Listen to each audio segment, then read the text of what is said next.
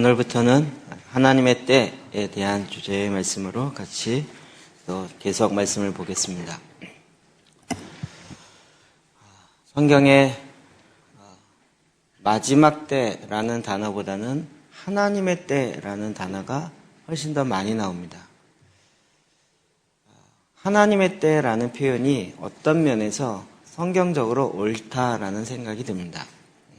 하나님께서 마지막 심판하시는 드디어 하나님의 그 때, 이 표현이 맞죠. 우리는 이 세상의 끝, 그래갖고 적그리스도가 끝나는 때 자꾸 너무 적그리스도에게 집중이 있어가지고 하나님을 못 보는 경향이 있습니다. 성경을 보면 하나님의 때, 그래서 우리는 너무 막 마지막 때 이렇게 협박하지 말고 드디어 하나님의 때가 오십니다. 이렇게 표현하는 것이 더 긍정적이면서 또 정확한 표현이라는 생각이 듭니다.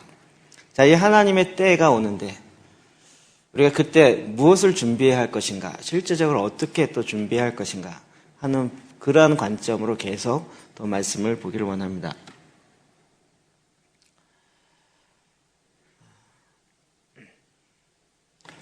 마지막 때가, 저도 입에 붙어서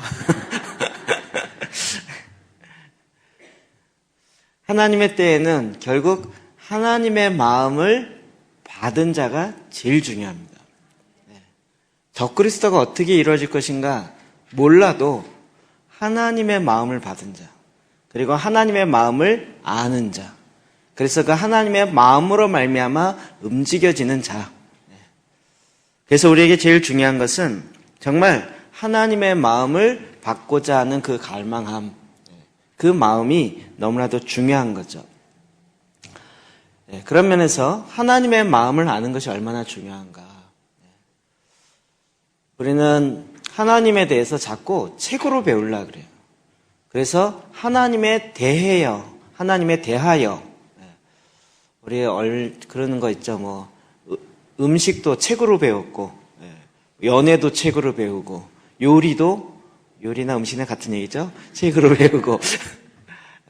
책을 보면 다 나와 있는데 실제 그것을 할 때 보면 실제로 하는 건 좀 다른 거죠. 우리가 그냥 머리로 아는 것이 아니라 실제 우리의 그 마음을 아는 것, 이게 중요한 거죠. 어떤 면에서 바리새인들은 하나님의 말씀에 대해서 너무 잘 알아요. 우리보다도 더 많이 알고 있어요. 그럼에도 불구하고 그들 가운데는 하나님의 마음이 부어지지 않았죠. 그러니까 그 말씀을 갖고 하나님의 마음과는 다른 쪽으로 많이 갔던 것입니다. 하나님의 마음이 부어지지 않은 상태에서 말씀을 갖고 뭔가를 만들어내기 시작하니까 자기가 맞는 취향대로 종교의 형태를 만들어내고 종교의 틀을 만들어낸 거죠. 그 안에는 기독교라고 이름한다 할지라도 결국은 하나님의 마음이 없으므로 종교적 노름이 돼버리는 거죠. 그래서 주님이 우리에게 이 마음을 받으라 라고 말씀하셨습니다. 마태복음 11장 28절 30절 봅시다. 시작. 수고하고 무거운 짐진 자들아 다 내게로 오라. 내가 너희를 쉬게 하리라.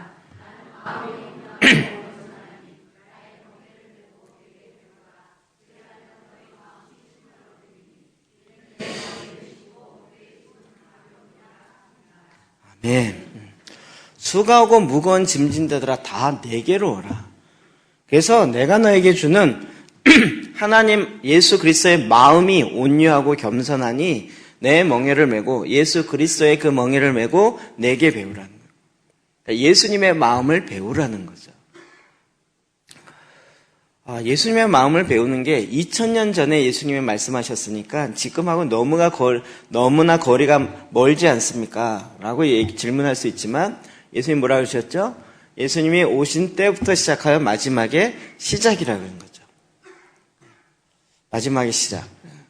마지막이 2000년입니까? 예, 맞습니다. 우리는 2000년을 짧게 생각하지만 하나님의 관점으로는 하루가 1000년 같고 1000년이 하루 같으니까 며칠 지난 거죠? 하나님 시간법으로 이틀 지난 거죠. 하나님이 오래 참으시는 것을 왜 이렇게 금방 안 오시냐라고 얘기하지 마시고 오히려 하나님께서 원하시는 마음이 뭔지를 알아야 되는 거죠. 왜 하나님께서 곧 내가 독생자 예수를 다시 보내리라, 하나님의 때가 이제 완성하리라라고 얘기하면서도 참는 이유가 뭔지 그 마음속에 있는 걸 아는 거죠. 알아야 되는 거죠. 예수 그리스도의 마음에는 하나님의 마음이 있습니다. 그리고 예수 그리스도의 삶과 사역에는 하나님의 마음이 나타났어요. 좀 다른 표현으로 하면 예수 그리스도의 삶은 하나님의 마음의 표현입니다. 하나님이 세상을 이처럼 사랑했어요. 하나님이 너무 사랑해서 하나님이 뭔가 그 사랑의 마음을 표현하셨어요. 우리는 보통 너무 사랑하면 사랑의 마음을 어떻게 표현하죠? 선물을 주거나 뭐 사랑한다고 말을 하거나 이러죠. 그런데 하나님이 세상을 이처럼 사랑해서 어떻게 하셨어요? 독생자 예수 그리스도를 우리에게 세상에 보내셨어요. 그러니까 예수님은 누구예요? 하나님이 세상을 이렇게 사랑하는 것에 대한 이 땅에 나타난 사랑의 표현인 거죠. 그러하기 때문에 예수님이 이 땅에 오셔서 하나님 마음에 있는 것이 무엇인지를 우리 가운데 계속 삶으로 또 메시지로 보여주신 거죠. 그것이 이제 요한복음에 이렇게 표현하고 있습니다. 1장 14절이요. 시작. 말씀이 육신이 되어 우리 가운데 거하심에 우리가 그의 영광을 보니.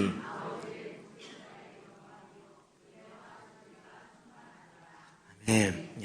말씀이 육신이 되어서 하나님의 말씀, 예수 그리스도께서 인간의 이 육신을 입고 우리 가운데 거하셨어요. 왜요? 하나님의 사랑으로 말미암아. 그런데 그 안에 영광이 있는데 우리가 그의 영광을 보니 아버지의 독생자의 영광이에요. 창조주 하나님의 아들의 영광이에요. 은혜와 진리가 충만하더라. 은혜와 진리가 충만하다. 은혜와 진리는 뭐가 생각나세요? 은혜와 진리 교회. 이제 말씀이 막 구약과 신약 왔다 갔다 되지 않으세요? 은혜와 진리 뭐죠? 하나님의 얼굴로부터 나오는 비추는 은혜, 은혜와 평강 이렇게 얘기하잖아요. 이 구약적 배경을 가지고 성경을 보면 그게 무슨 의미인지가 자꾸 신약에 나오는 단어의 의미가 그냥 우리가 일반적으로 해석하는 것뿐만 아니라 원래 구약부터 계속 써왔던 내용이 있다는 걸 알 수 있죠. 그러니까 하나님의 얼굴의 빛으로부터 나오는 은혜와 평강, 그 은혜, 그리고 그 하나님의 말씀으로 말미암은 진리가 어디에 충만해요? 예수 그리스도의 삶 가운데, 그의 육신 가운데 충만하다고요. 그분이 우리에게 육신이 되어 우리 가운데 거하시게 됐다는 거죠.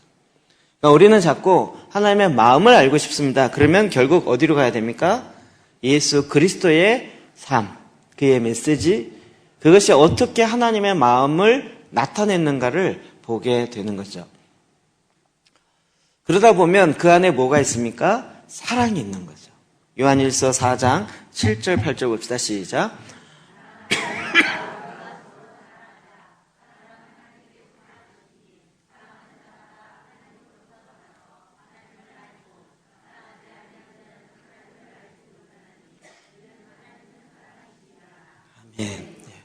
예수 그리스도가 내 안에 있다면 그리스도 안에 하나님의 사랑이 있기 때문에, 그래서 예수 그리스도로 말미암아 거듭나고 하나님께 속한 자는 당연히 하나님의 사랑이 그 안에 그의 영으로 이미 자리 잡고 있는 거죠. 두려워하는 마음은 하나님 주신 마음이 아니요 사랑과 능력과 절제의 마음을 주신 거죠. 하나님 우리에게 그 마음을 이미 부으신 거죠. 그래서 사랑하지 아니하는 자는 결국 하나님 주신 그 마음으로 한 것이 아니에요. 그러니까 사랑하지 아니하는 자는 결국 하나님을 알지 못하는 거죠.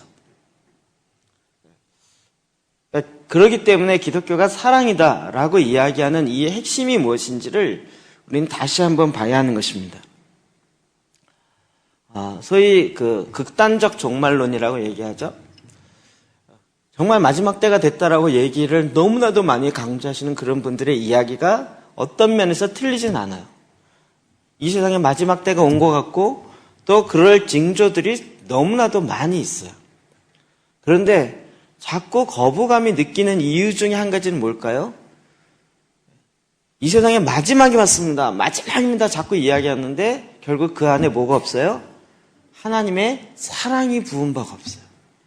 마지막 때가 왔습니다. 이 나쁜 놈들아 회개하고 돌아야 되잖아요. 막 이렇게 얘기하는데 그 안에는 하나님의 사랑이 없어요. 그러니까 사랑이 없으니까 자꾸 심판으로 가는 거죠. 심판으로.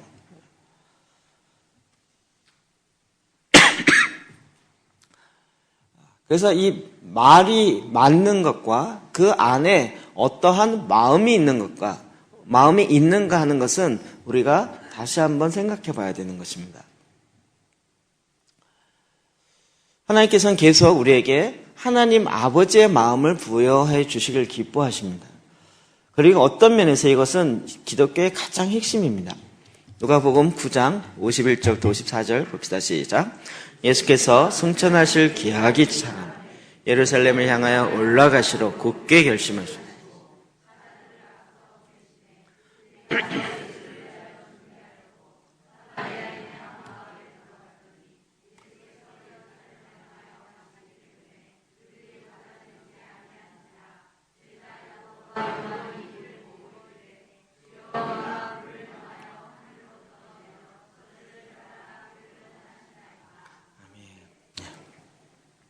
예수께서 승천하실 기약이 차감해. 표현이 아직 돌아가시지도 않았는데 죽고 부활하셔서 승천하실 기약을 차감한 거예요. 이게 지금 세 단계를 앞서에 보고 이야기한 거죠. 예루살렘을 향하여 올라가기로 굳게 결심하고. 그러니까 지금 제자들은 예수님이 어떻게 되려는 것을 감으로 알고 있는 거죠. 예수님은 자꾸 내가 죽은 후에 3일 만에 부활하고 이 얘기를 하셨지만 제자는 그거보다 이제 예루살렘에 올라가서 만왕의 왕으로 왕이 되실 거라는 거예요.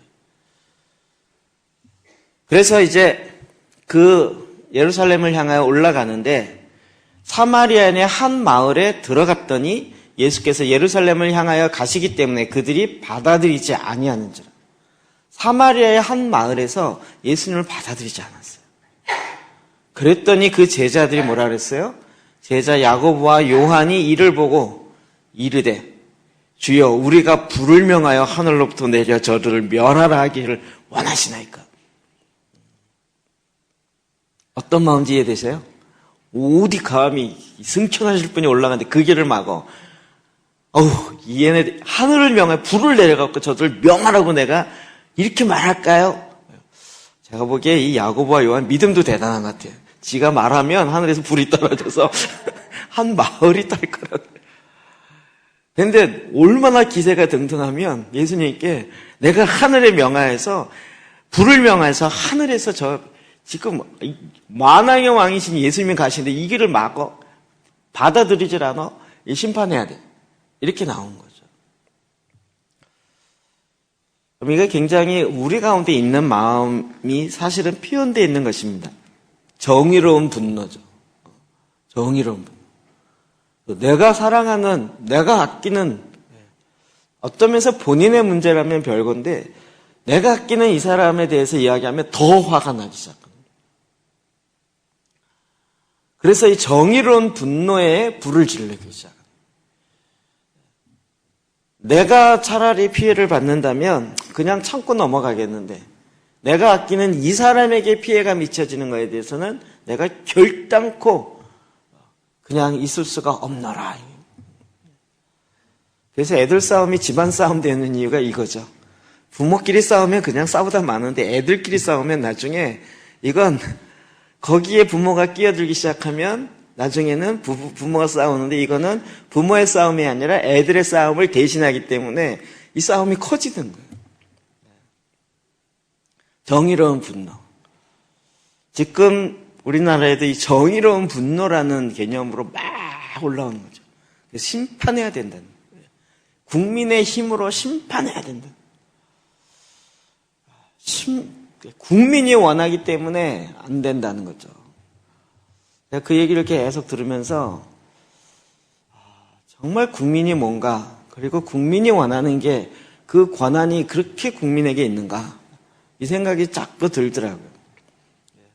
제 마음속에 뭐가 있을까요? 권세는 어디서부터 와요? 하나님으로부터 오지 국민으로부터 온다는 얘기는 국민이 하나님이라는 얘기인데, 물론 민주주의가 국민들의 투표에 의해서 오는 거 맞는 부분이 있지만 그것을 통해서 한다 할지라도 그 권세는 하나님부터 오는데, 하나님의 관점은 전혀 없는 상태로 정의로운 분노에 자꾸 불을 지르는 거예요. 근데 이 일에 대해서 예수님 뭐라고 말씀하셨을까요? 55, 56절 시작. 예수께서 돌아보시며 꾸짖으시고 함께 다른 마을로 가시니라. 아멘. 싹 돌아보시면서 제자를 보고 뭐라고 하셨어요? 꾸짖으셨어요.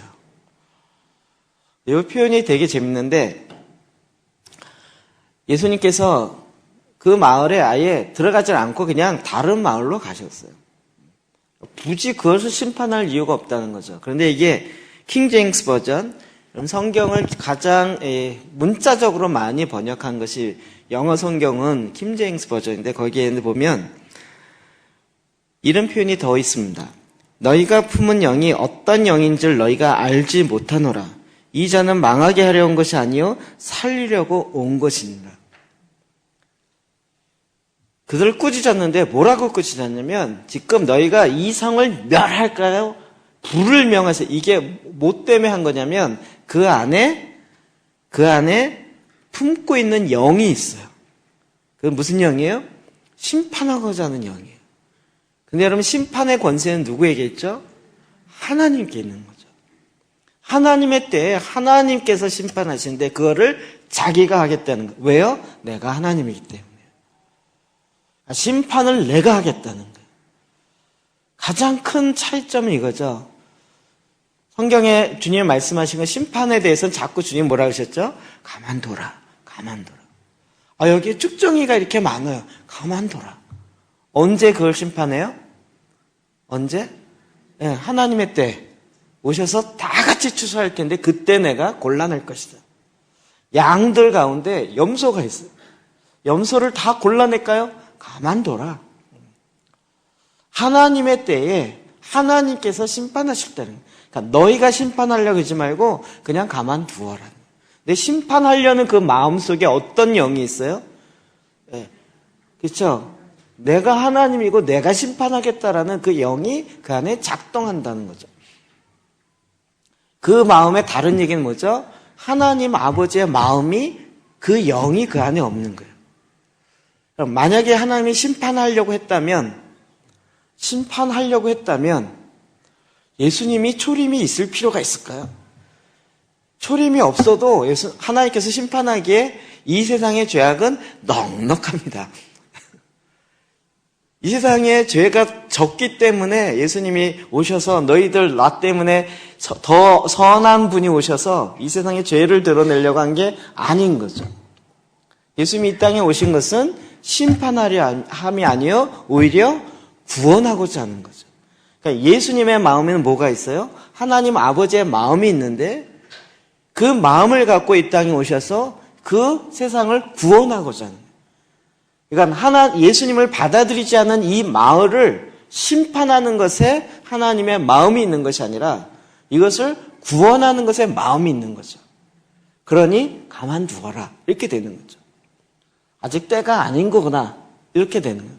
근데 제자들은 그 마음이 없었던 거죠. 감히 우리 선생님의 길을 막아 주님 불을 명하여서 여기를 심판하십시다, 이렇게 되는 거예요. 별 차이가 아닌 것 같지만 굉장히 큰 차이죠. 제가 요즘 많이 이야기되고 있는 종말에 대한 강조하는 그런 부분에 있어서 정말 마지막 때이기 때문에 우리가 깨어서 정신을 차리고 더 어떻게 해야 돼요? 주님의 마음을 받아야 되는 거죠. 그 마음으로 주님께서 원하시는 것을 더 이루는 쪽으로 가야 되는 거죠. 이와 같은 하나님 아버지의 그 마음을 우리 가운데 받는 것, 이것이 마지막 때일수록 더 중요한 것이죠. 베드로서 3장 9절 볼까요? 시작. 주의 약속은 어떤 이들이 더디다고 생각하는 것 같이 더딘 것이 아니라 오직 주께서는 너희를 대하여 오래 참으사 아무도 멸망하지 아니하고 다 회개하게 이르기를 원하시느니라. 아멘. 이 말씀 많이 봤었습니다.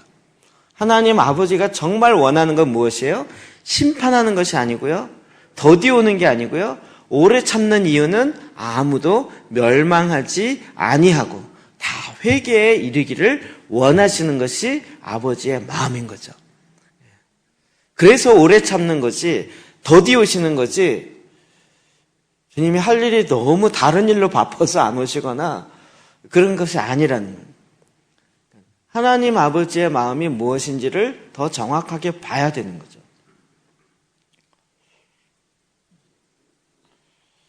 제 아내가 저한테 그러는데, 제가 한번 이렇게 배려를 하기 시작하면 너무 배려한다 그래요. 저는 그걸 잘 몰랐는데 좀 그런 경우가 있는 것 같아요. 사람을 너무 배려해서 나중에 오해를 사는 경우. 너무 배려해서. 내가 이렇게 얘기하면 저분이 또 상처받을 것 같고, 이렇게 얘기하면 저런 상처받고, 저렇게 얘기하면 이렇게 상처받을 것. 마음이 상하면 또 얼마나 힘들까. 그냥 넘어가지 뭐 이러고 넘어가면 나중에 넘어간 게 아니고요, 관심이 없다고, 사랑이 없다고 이렇게 놓으면 이건 또 뭐지?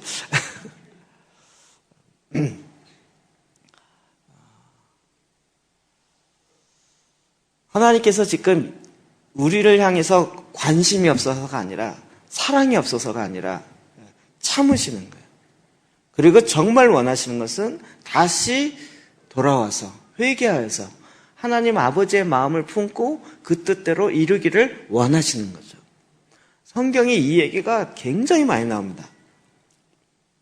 누가복음 15장 4절 볼까요? 시작. 너희 중에 어떤 사람이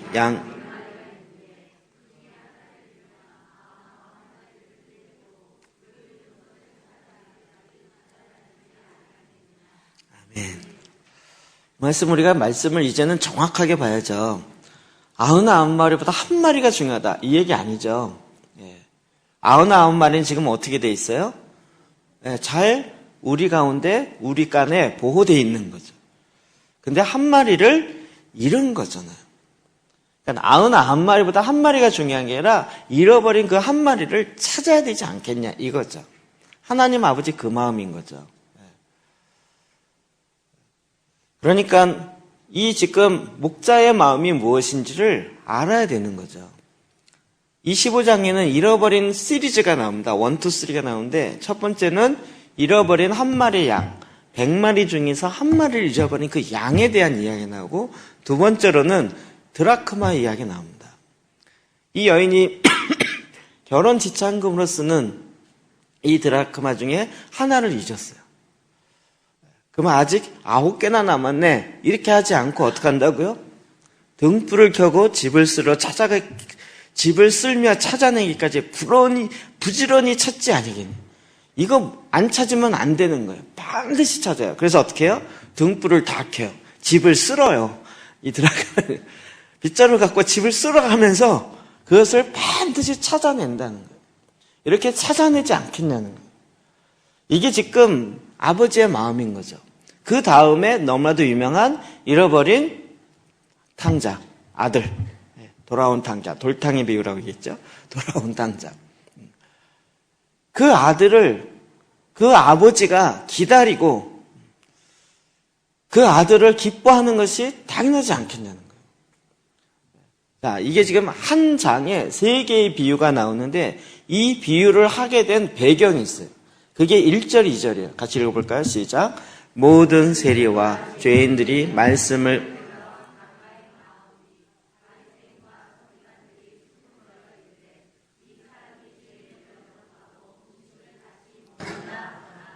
아멘. 모든 세리들, 그 당시에 가장 싫어하는 친일파라고 우리가 느낌이 있는 그 친로마파 사람들, 그들을 등에 업고 세금을 걷어오면서 자기의 부를 쫓아가는 동족을 팔아먹는 사람들, 그리고 정말 공개적인 죄인들. 근데 참 독특하게도 이 세리와 죄인들이 예수님의 말씀을 들으려고 가까이 오고 있어요. 그러면 아버지의 마음이 있으면 어떻게 될까요? 우와, 저들도 죽게 돌아오는구나. 얼마나 이 놀라운 일이냐. 이래야 되는 게 마땅하지 않을까요? 그런데 그걸 보고 바리새인과 서기관들이 뭐라고 수군거렸어요? 이 사람이 죄인을 영접하고 음식을 같이 먹는다는. 어떻게 저렇게 더러운 사람들과 같이 음식을 먹고 저런 사람과 같이 저런 사람을 영접하냐는 거예요. 그러니까 지금 바리새인과 서기관들이 더 정결하고 깨끗해야 된다라고 얘기하는 것 같지만 사실은 뭐가 없는 것이에요? 아버지의 마음이 그 안에 없는 거죠. 그래서 그들에게 비유로 말씀하여 가라사대 이러면서 잃어버린 양의 비유, 잃어버린 드라크마의 비유, 잃어버린 아들의 비유가 나오는 거예요. 사실은 이게 잃어버렸다는 것보다 지금 그 모든 비유의 마지막은 어떻게 끝나냐면요. 이 잃어버린 양은 7절에 내가 너희에게 이르노니 이와 같이 죄인 한 사람이 회개하면 하늘에서 회개할 것이 없는 의인 99으로 말미암아 기뻐하는 것보다 더 하니라. 죄인 하나가 기뻐하면 회개할 것이 없는 99이 기뻐하는 것보다 죄인 하나가 기뻐하는 것을 내가 기뻐한다는 거예요. 즐거워한다. 이게 아버지의 마음인 거죠. 그러니까 지금 세리와 죄인들이 주 말씀을 들으러 와서 그가 돌이키는 것은 얼마나 큰 기쁨이냐. 이 아버지의 마음이 이건데 이 아버지가 기뻐하는 이 마음을 없으니까 정죄함. 어떻게 저 세리들과 죄인들과 같이 밥을 먹냐는 거죠.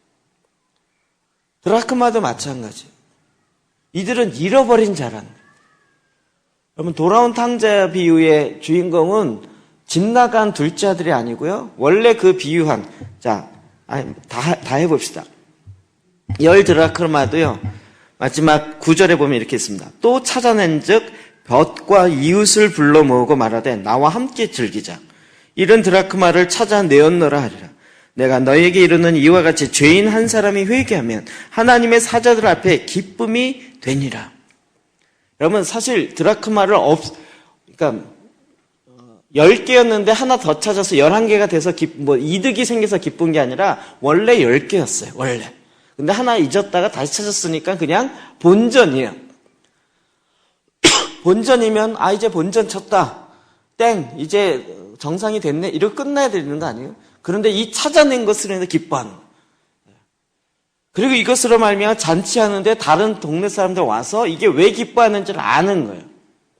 그러니까 이렇게 기뻐하는 것을 하나님의 사자들 앞에 이게 기쁨이 되는 거죠. 자, 둘째 아들이 탕자가 돌아왔어요. 그럴 때 아버지가 어떻게 했죠? 잔치를 베풀었어요. 잔치를 베풀고 그랬더니 그 형이 와서 어떻게 얘기했습니까? 아니 이게 무슨 소리냐 그랬더니 당신의 동생이 돌아왔나이다. 화가 났어요. 화가 났어요.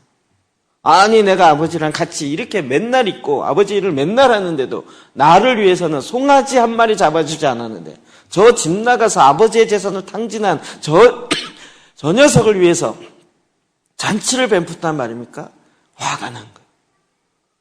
이 화난 첫 번째 형이 누구예요? 결국 아버지의 마음이 없는 바리새인과 서기관 같은 거죠. 그러니까 이 모든 비유는 잃어버린 것을 찾자 이 얘기가 아니에요. 주안점은. 그렇죠? 이거 맨날 우리가 이 비유할 때 전도 집회하고 그럴 때 잃어버린 영혼을 찾아야 됩니다. 이때 많이 썼잖아요.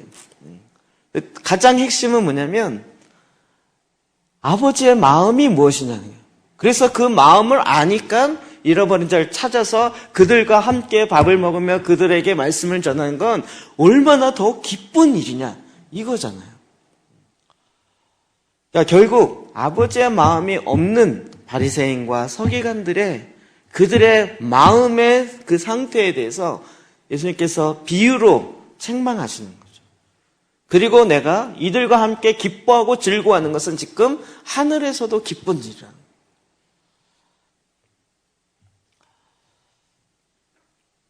이 내 동생은 죽었다가 살아났으며 내가 잃었다가 얻었기로 우리가 즐거워하고 기뻐하는 것이 마땅하다 하니라.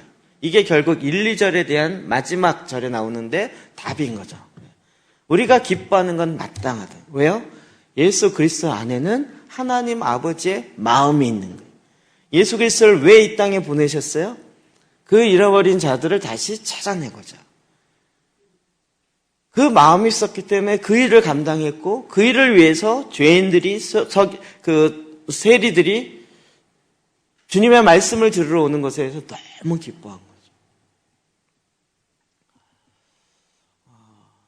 저와 여러분도 사실은 계속 이와 같은 하나님 아버지의 마음이 더 부어지기를 주의 이름으로 축복합니다. 그러니까 우리가 생각하고 있는 기준 좀 내려놓고 하나님의 말씀으로 말미암은 그 기준에 우리의 그 기뻐함의 기준이 자리 잡히도록 이렇게 갔으면 좋겠어요. 저희가 이번에 제천에 스쿨을 지난 어제부터 시작했습니다. 그래서 가서 목사님들 이제 만나고 저도 처음으로 이제 가서 하고 2시간인데 또 가는 여정에 한 2분 픽업해서 가고 그러니까 뭐 꽤 멀더라고요. 그래서 저도 이제 조를 맡게 됐어요. 8주 동안 이제 조원에 다 목사님들이에요. 저보다 연배 높으신 분도 있고 기본적으로 목회를 다 20년 이상 하신 분들이에요. 근데 그 중에 한 분이 이야기를 하는데 스토리가 좀 긴데요. 한 분이 자기 교회에 성도 중에 하나가 새로 들어왔는데 보니까 신천지인 것 같더라는 거예요. 그래서 이걸 어떻게 해야 되나? 그랬더니 주변의 사람이 그 사람이 신천지인 증거를 잡아야 된다. 그래서 증거를 잡으려고 계속 그분의 집을 감시한 거죠. 감시하려고 하다 보니까 어려움이 생긴 거예요. 그래서 그분의 집을 감시할 수 있는 그 성도 집 앞에 있는 교회에 이야기해서 내가 여기서 잠깐 감시 좀 하려니까 나를 좀 이렇게 그 성도 감시할 수 있도록 좀 이렇게 숨겨달라고. 그래서 그렇게 하겠나라고 했는데 그 교회 목사님이 그 성도에게 야, 니네 교회 목사님이 너 신천지인 줄 알고 감시한대. 이렇게 얘기를 해버렸어요. 그러니까 이 성도가 완전히 화가 나갔고요. 이 목사님을 신천지로 고발해버렸어요. 그래서 교회가 난리가 나갔고요. 두쪽이 나고 목사님이 저 놀랐어요. 딱 조모임을 하는데 첫 시간 첫 모임인데 나 목회 그만둘라 그래요. 이런 친구예요. 올해만 하고 그러니까 가만히 보니까 올해가 12월이잖아요. 올해까지만 하고 그만둘라 그러네요. 올해 그래서 나 한참 남은 줄 알았어요. 그래서 이제 이야기를 하는데 그분도 어떻게 왔냐 했더니 그 사모님이 이번 기수에 저희 스쿨을 끝냈어요. 2달 하신 거죠. 어느 날 갑자기 자기 아내가 성경을 보고 막 기도하기 시작하더라고요. 그래서 기특하네 이러고 별로 보지도 않고 그랬더니 갑자기 지지난주부터 협박이 들어오더니 이번에 제천에서 스쿨 하니까 해야 된다고 안 하면 밥을 안 줄 것 같아갖고 끌려오듯이 오신 거죠. 그런 얘기를 하시는 거예요. 주여 어째요? 그러니까. 그리고 이제 뭐 목사님도 예외 없죠. 우리 이제 기도 재단 하기로 하고 장소와 시간을 정합시다. 단체 카톡을 만들고 오늘 이제 한 거 올리셔야 됩니다. 이러고 올리셨어요. 아무도 안 올렸어요. 근데 딱 그 목사님 올렸어요. 읽어드리고 싶은 마음이 있는데요. 창세기 2장, 3장, 4장 세 장을 한 절 한 절 하면서 처음 해보는 거죠. 어제 실습했지만 2시간 내에 울었다는 거예요. 2시간 내에 회개하고.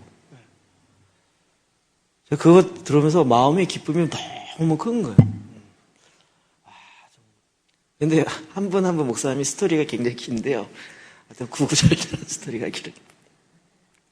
제 마음속에 어떤 마음이냐면 그런 얘기를 딱 듣는 순간 올해까지만 하고 목회를 접으려고 한다는 얘기 순간 저런 분을 왜 보내셨어?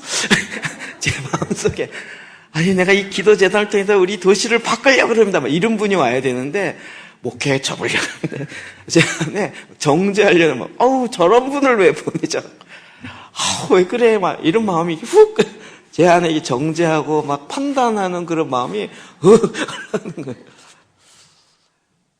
그래서 막 뭐 감사한 마음이 안 들고 주여 이거 8주 동안 어떻게 하오리까 막 이런 생각이 확 이렇게 잡히는데 기도하고 오늘 그거였는데요. 그 마음을 딱 듣는 순간 그렇구나. 내 안에 주님의 마음이 없었구나. 인간적인 생각과 인간된 기준으로 판단하고 이런 사람은 안 될 것 같아요. 이 좌절하고 낭만한 사람이 어떻게 뭐 도시를 받고 뭘 하고 뭐 어떻게 하겠 이 인간적인 생각을 할 때는 아무 대답이 없고 그러니까 제가 이제 바리새인과 서기관에 대해서 판단하고 어떻게 이런 사람이 함께 하겠다고 꼭 데리고 왔을까 막 이러면서 막 속에 불평이 나오는 인간의 기준인 거였죠. 그러니까 제 안에 아버지의 마음이 없는 거였죠. 그를 바라보는 아버지의 마음이 딱 그 한 분이 메시지 그러면서요 창세기 2장 전체를 다 치고 한 절 밑에마다요 다 한 절씩 다 다시 또 하면서 찬양합니다 올립니다 이래서 한 장 전체를 해갖고 올리셨어요. 제가 이렇게까지 할 필요는 없어요.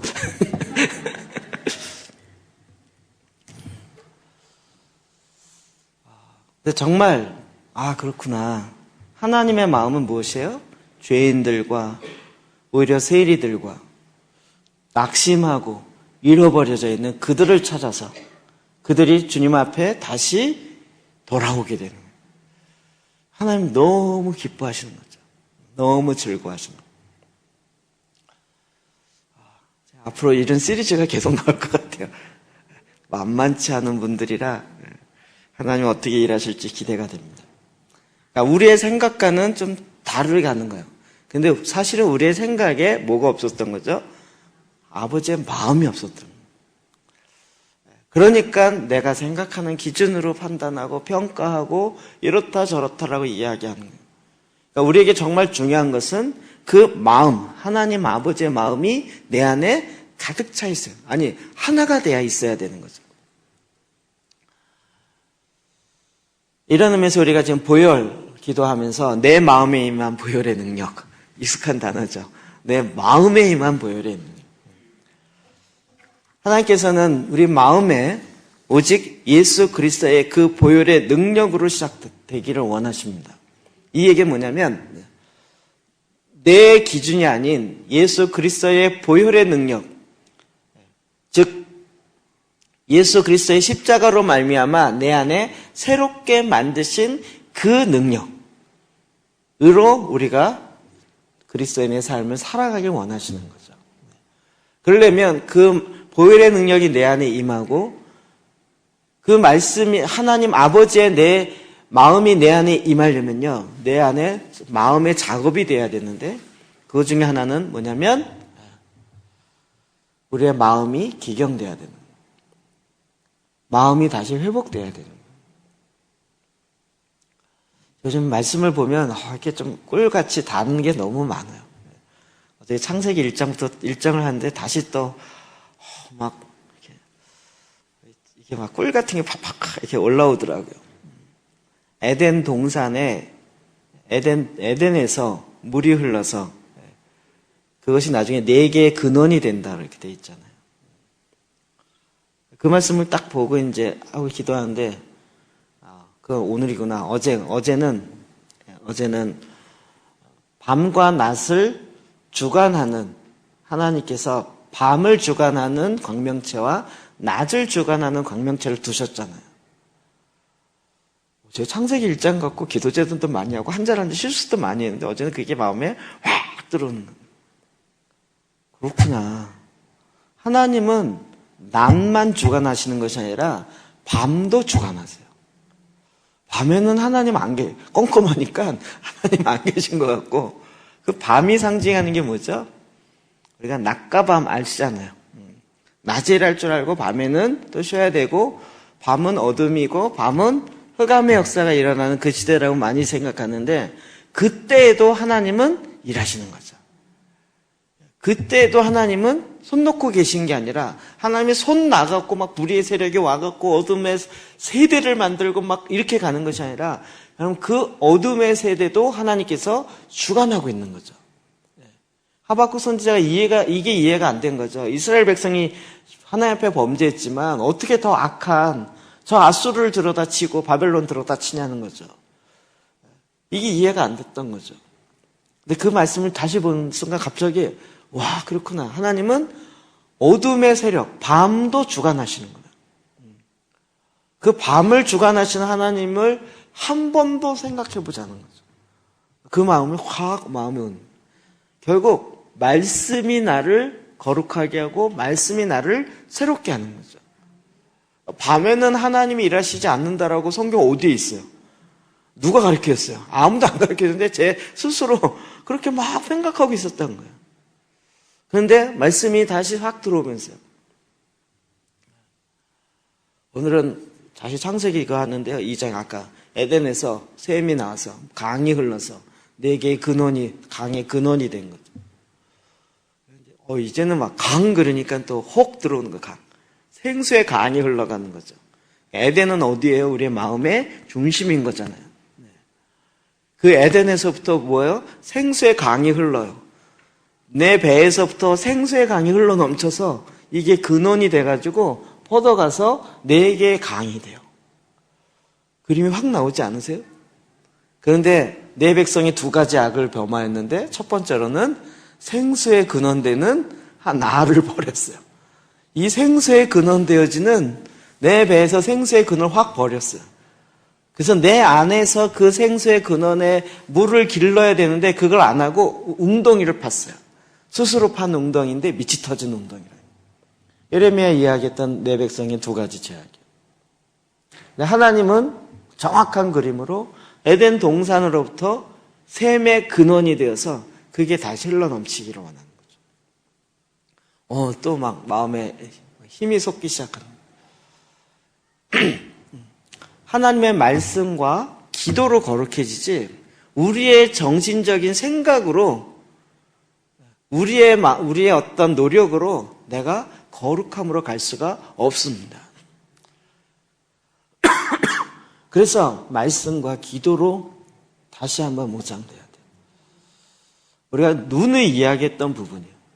하나님의 말씀으로 기도하는 것이 정말 샘의 근원을 다시 파는 거예요. 그리고 그것을 내 안에 들어가서 먹는 거예요. 여러분 말씀으로 기도하면서 이렇게 하는 이유가 뭐냐면 다시 말씀드리는데 그 말씀의 근원이 내 뱃속에서부터 나와서 샘의 근원으로 터지길 원하는 거예요. 말씀을 먹을 뿐만 아니라 말씀을 전에는 연구하고 관찰, 해석, 적용, 머리로 갔다 그랬죠. 근데 우리는 지금 이제 말씀을 계속 반복해요. 읽으면서 그 읽은 그 말씀이 이제 내 창자에 채우는 거잖아요. 창자에 태워서 그 다음에 어떻게 돼요? 그것이 내 소화되면서 나를 통하여 생각으로 나와야 되는 거죠. 이 작업이요. 자, 기도가 뭐냐면 기도를 4단계로 이야기한다면 말씀을 읽는 단계, 이게 기도가 아니고요. 말씀을 읽는 거예요. 읽은 걸 가지고 그 다음에 묵상해요. 말씀을 읽다가 아까 에덴 동산의 그 강의 근원이 딱 들면 그 말씀을 그 마음 읽기 시작하는 거예요. 반복하는 거예요. 아까 뭐 낮과 밤을 주관하시는 하나님 그러면 밤과 낮을 주관하시는 하나님 이걸 반복하는 것이 아가라고요. 묵상하는 거라고요. 그래서 하나님이 지금 밤도 주관하시구나. 그러면서 그 밤도 주관하시는 하나님이 내 입에 딱 붙은 거예요. 이때부터 기도가 나오는 거예요. 내 속에 들어간 말씀이 나오기 시작하면서 하나님이 밤을 주관하시네요. 밤을 주관하는 광명체를 주시고 밤에도 그냥 계지 아니하시고 밤에도 하나님이 역사하시는군요. 내가 밤에는 하나님 일하시지 않는 것으로 인해 불평하고 불만했던 죄악을 용서해 주십시오. 하나님 밤에도 어두운 시절에도 얼마든지 일하시고 우리의 생각과 다르게 간다 할지라도 하나님 얼마든지 일하실 수 있으십니다. 라고 기도하고 요게 기도라고요. 그러니까 말씀이 내 안에 들어가서 화가 되어갖고 나올 때부터 기도가 되는 거예요. 그러니까 지금 여기까지 나가셔야 되는 거죠. 이해되시죠? 그러니까 그냥 말씀을 읽었다가 기도 제단이 아니고요. 그렇게 해서 하나님께 올려드렸다가 아니라 그렇게 하는 이유는 내 안에 들어가세요. 그 말씀과 기도로 내가 거룩해지는, 말씀으로 내가 세워지는 거예요. 세워져요. 하나님의 마음이 부어지는 건 결국 또 말씀을 통해서입니다. 결국 말씀이 들어오는 거예요.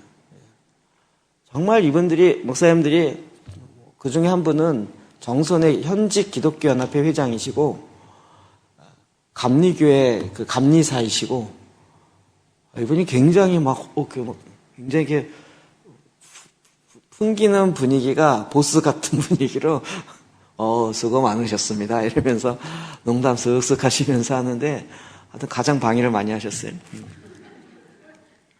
물어보니까 이제 정선의 현직, 그러니까 교계 어른이고, 그 지역의 대표고, 막 이런 분인 거예요. 그런 분이 내가 여기 왔다라는 것 자체가 날 못 알아봐? 약간 이런 분위기였는데, 그걸 제가 못 알아본 거죠.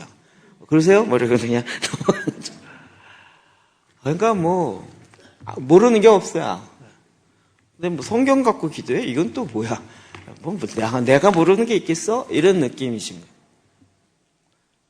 근데 이제 이렇게 말씀 갖고 하나하나 이야기하고 설명하고 같이 기도하면서 어떻게, 그러니까 이제 그 중에 세 분이 굉장히, 목사님 중에 세 분이 완전히 막 좌절, 낭망 막 이러신 분이에요. 한 분은 긍정적인, 그게 아니고 역시 끌려오신 분이고. 그런데 그분이 딱 설명을 하고 이거 설명을 하니까요. 자기 한번 해보고 싶은 속망이 돼요. 자기가 기도를 어떻게 하셨어요? 물어봤더니 성전에서 4,000일을 지낸대요. 집에서 안 자고 강대상에서 잠을 4,000일을 넘게 지냈어요. 1년이 365일이니까 4,000일이면 10년이 넘게 강대상에 있었던 거예요. 밤에 우와 고수시다 이게 지금. 그런데 이젠 지쳐갖고 해볼 거 다 해봤는데 뭘 또 새로운 게 있겠어 이러면서 오신 거예요. 끌려갖고.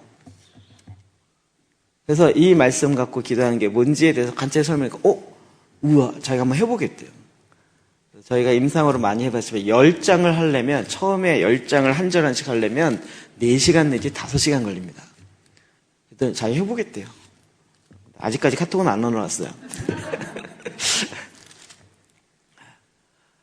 TK 안에서 창세기부터 계시록까지 한 절 한 절 그렇게 어금니 깨물고요. 정말 입에서 신내 나면서 한 사람이 있어요. 2명, 3명 있어요.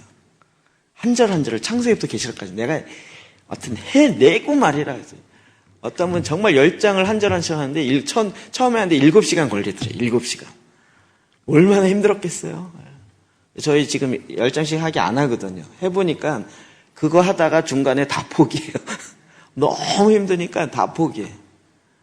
그래서 이제 3장씩 하기로 하고 이제 이번에 스쿨에 이제 접근하기로 했는데 4일 동안 3장 하고 나머지는 읽는 거서 이렇게 하기로 했는데요.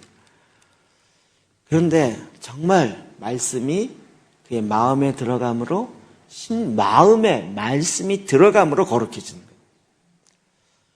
이것은 어떠한 지식적인 그 내용이 아니고요. 왜요? 하나님의 입으로부터 나오는 그 말씀. 하나님이 거룩하시고 그 거룩하신 분이 얘기하신 그 말씀이 거룩한 거죠. 그래서 그 말씀이 내 안에 들어감으로 그 말씀으로 말미암아 또 내가 기도로 그것이 내 안에 계속 선포되어지고 나옴으로 말미암아 그러므로 내가 거룩해지는 거죠. 이거 외에 다른 방법이 있을까요? 주님이 이미 딱 말씀으로 이렇게 알려주셨습니다. 그리고 그 마음이 이제 변화돼야 되는데 이 마음도 우리가 그냥 우리 변화된 마음을 하나님의 마음을 받읍시다. 이래갖고 안 받아지잖아요. 근데 하나님 우리에게 계속 알려주신 거죠. 에스겔서 36장 26절이요. 시작. 또 새 영을 너희 속에 두고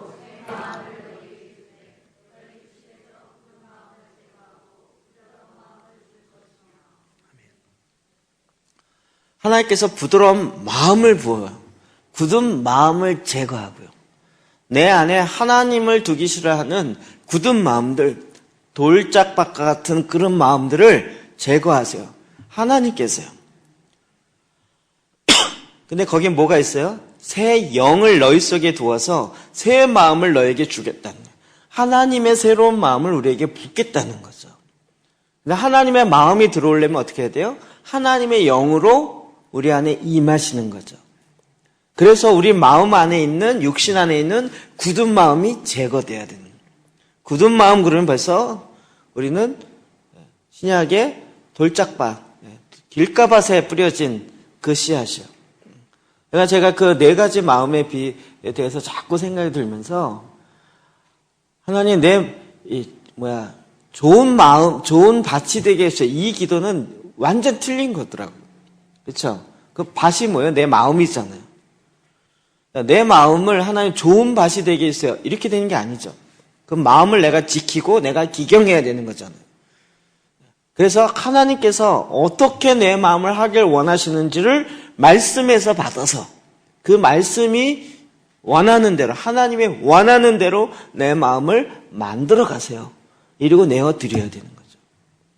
하나님 어떻게 하길 원하세요? 하나님의 영을 부어서 우리가 새로운 걸 마음을 정결하고 깨끗하고 착한 마음으로 가야지 이런 결단에서 하는 것이 아니라 하나님의 영을 내 안에 부으셔서 하나님 내 안에 새 마음을 창조하세요.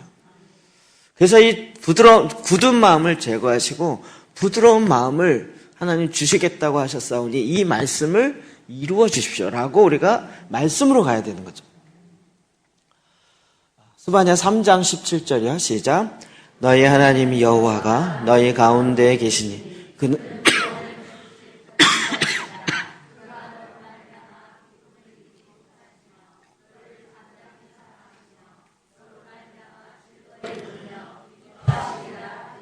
아멘. 아멘.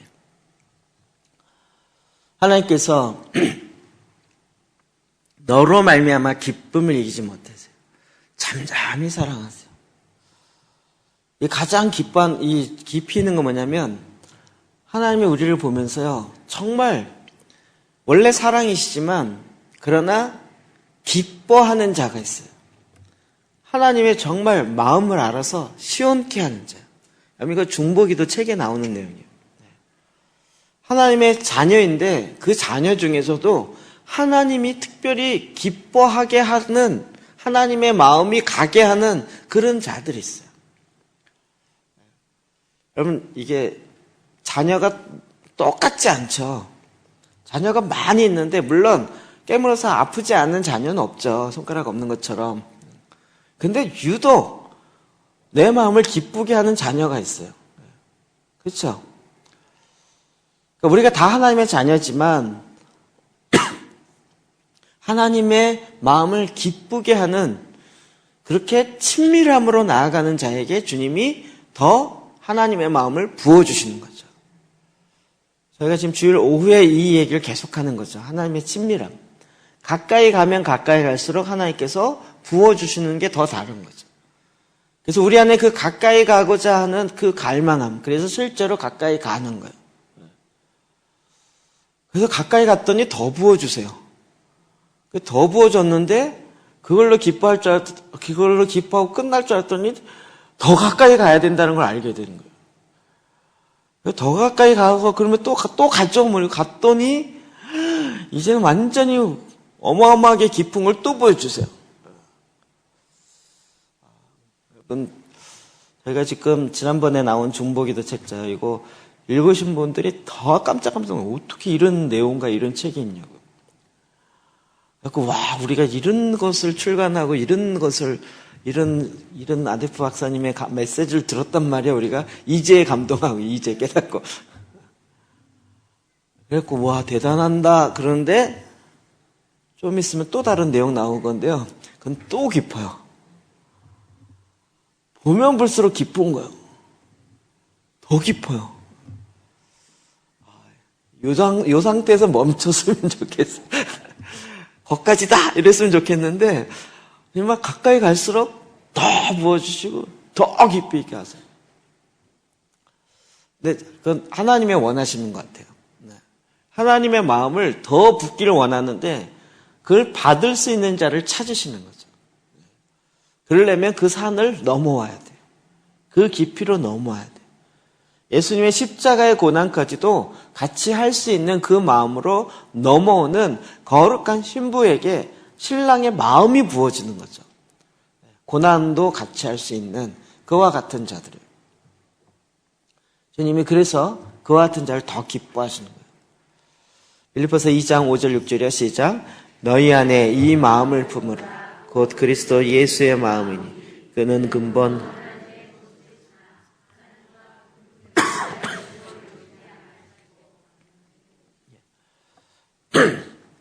너희 안에 이 마음을 품으라는 거예요.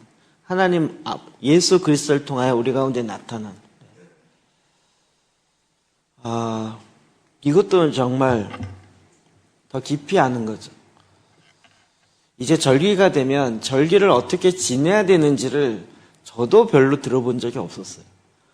이건 나름대로 의미를 찾아보려고 참 이렇게 저렇게 많이 해봤는데 이제는 그 의미를 알겠죠. 성탄절이 되면 어떻게 지켜야 돼요? 생일 축하합니다. 이런 거 하지 마시고요. 뭐 해야 돼요? 예수님의 보혈은 응고되지 않은 보혈이라는 거예요. 그래서 다시 복음서에 들어가서 그 말씀을 다시 읽고 말씀이 내 안에 들어와서 육신이 되어지는 그런 기간을 또 가죠. 근데 그 피가 굳어있지 않기 때문에 작년에 말씀이 내 안에 들어와서 풀어지는 그것과 올해 들어와서 풀어지는 게 또 달라요. 한결 더 깊어요. 그러니까 매해 그렇게 그 절기 때마다 들어가서 그 말씀으로 다시 묵상하며 그럴 때 그게 또 새로워요.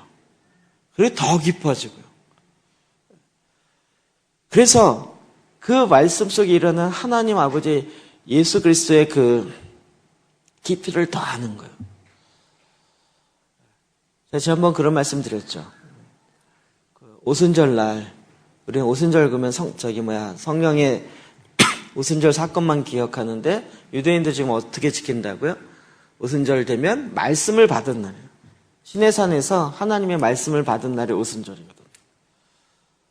그래서 그때가 되면 오순절 날 되면 이 두루마리 성경, 스크롤 성경, 그거를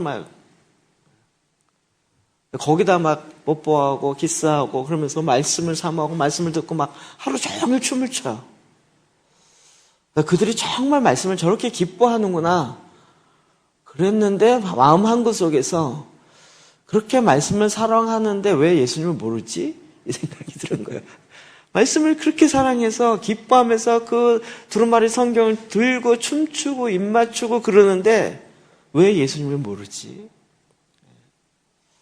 그들 가운데 하나님의 마음이 더 부어져야 되는 거죠. 그러니까 그렇게 유월절을 말씀을 듣고 탈릿을 쓰고 붙이고 해서 하고 이래갖고 키스하고 이게 지키는 게 아니고 그건 나타난 하나의 퍼포먼스에 해당되는 거 불과하고 정말 중요한 건 뭐예요? 기파를 쓰든 뭘 하든 그 상관없이 그 말씀이 다시 한번 내 안에 육신이 되어 나에게 들어오는 거예요. 내가 그런 기간을 더 한번 잡은 거예요. 그래서 이걸 지날 때 한 살을 먹는다 이렇게 얘기되는 거잖아요. 이렇게 지나갈 때. 그러니까 우리는 그러한 의미에서 지금 대림절 기간이었죠. 예수님이 오시는 그 대림절 기간.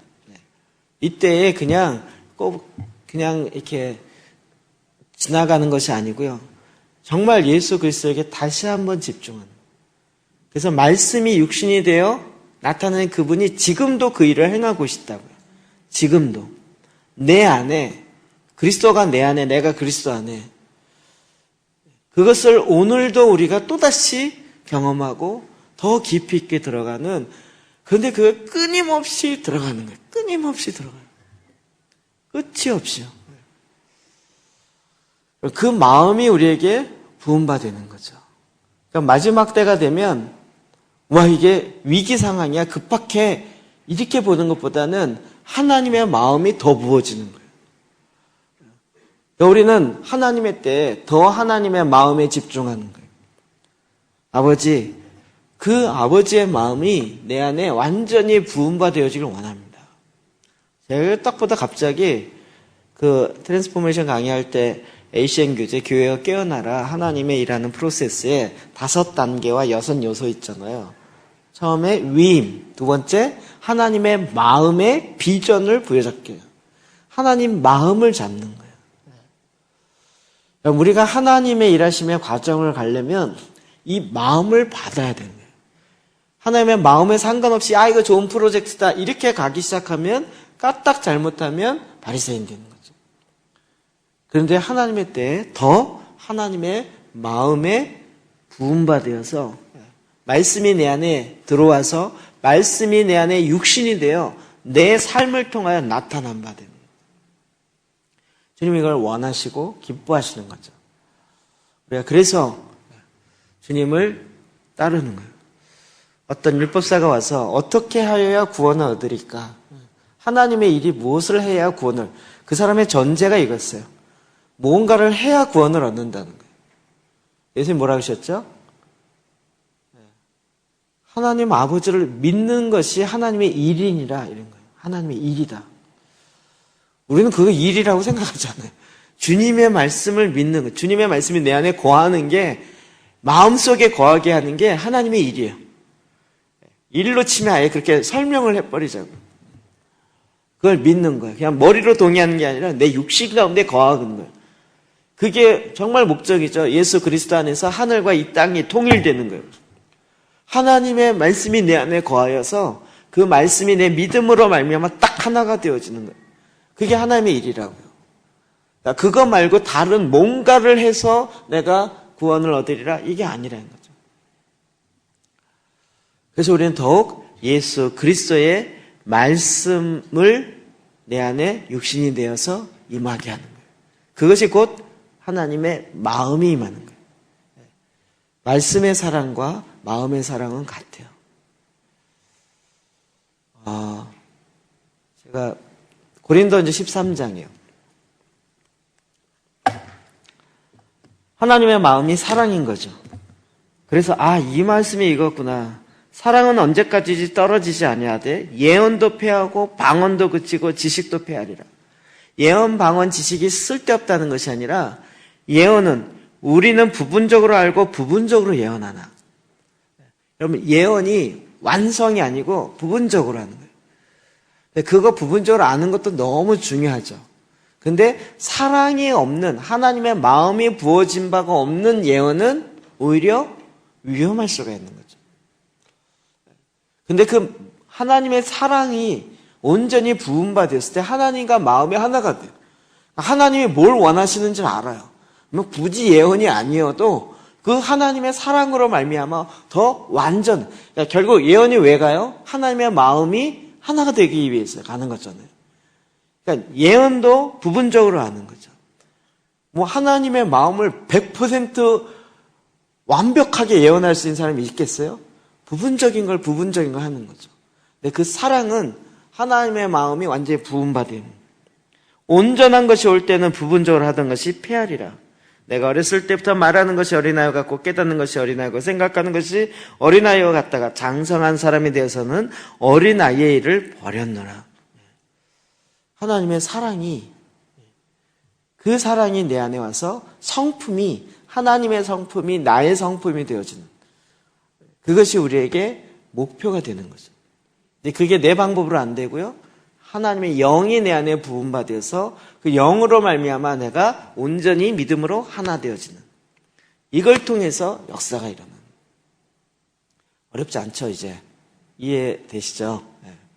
이 믿음의 발걸음을 우리가 걸어갑시다. 이 시간 같이 주님 앞에 나가 기도하기 원합니다.